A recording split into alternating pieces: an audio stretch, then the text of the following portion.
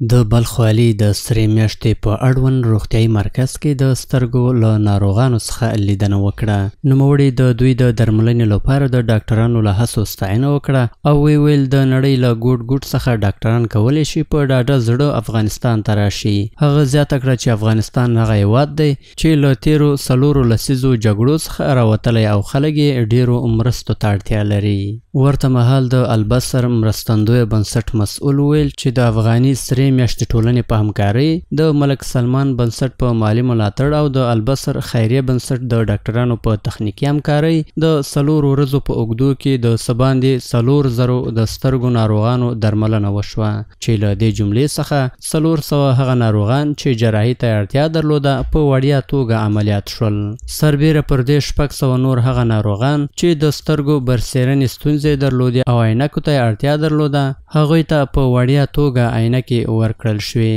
ښاغلي رضوان احمد بلوچ دغه راز د درملنې لپاره د پرمختللو طبي وسایلو او تجهیزاتو په شتون ټینګار وکړ او ویل چې د دې پروسې د پیلولو موخه د سترګو ناروغیو پر وړاندې مبارزه او په ځانګړې توګه د نابینایي مخنیوی و. هغه زیاته کړه چې د روغتیايي مرکز اړمنو کورنیو ته د سترګو په برخه کې وړیا او باکیفیته روغتیايي خدمتونه وړاندې کړي چې ورسره ګڼ شمېر بېوزلو کورنیو ته د پام وړ اسانتیاوې برابر شوي دي. د یادونې وړ ده چې څو ورځې وړاندې د افغاني سرې میاشتې ټولنې اړوند د اریانا روغتیايي کلینیک په رسمي ډول د ناروغانو لپاره د سترګو د وړیا درملنې او جراحي 4 ورځنۍ پروسه د سرې میاشتې ټولنې د شمال زون د رئیس ملا محمد حنیف خالد د البصر خیریه بنسټ او د ملک سلمان مرستندوی مرکز د استازو په شتون کې پیل کړې وه چې له 4 ورځو وروسته په رسمي ډول پای ته ورسېده.